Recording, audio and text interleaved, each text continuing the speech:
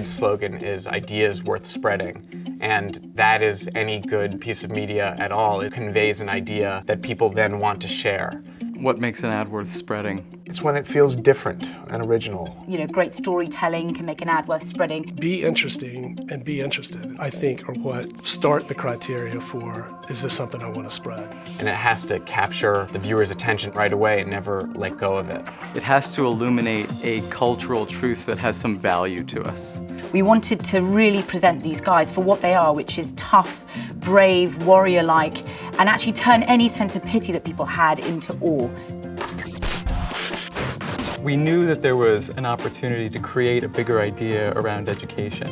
And the first thing we did was we actually went out into the world and we saw how education was actually happening in and around classrooms today. You know, we're bombarded with a lot of guilt-ridden messages to make us feel guilty about the things that we're not doing. And I wanted to make something that didn't leave someone with guilt, but empowered them to make them feel that they actually could do something and that it was kind of painless and fun. I'm gonna save you! Young people in particular are kind of hardwired to not only ignore safety messages, but actively work against them. What's this red button do? So we had to find a way not only to get them to pay attention to it, but to actually create something that might actually change behavior. We just didn't want to do a commercial. We just didn't want to reinvent a presentation of So God Made a Farmer.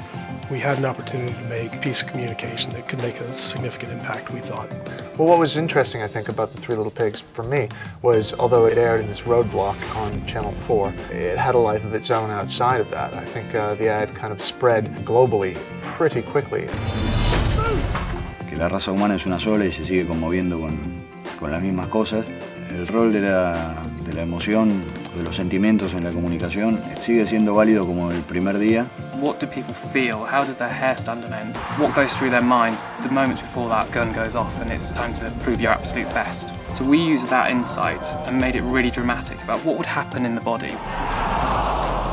When you travel, you see things you haven't normally seen, you experience things you don't normally experience, and it changes your perspective and it helps you find a unique view that you may not have had before.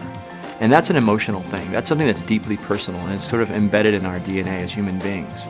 We do believe that there is something interesting about doing experiential, something that is real, get real people's reactions. You cannot mimic or force or even act these kind of reactions.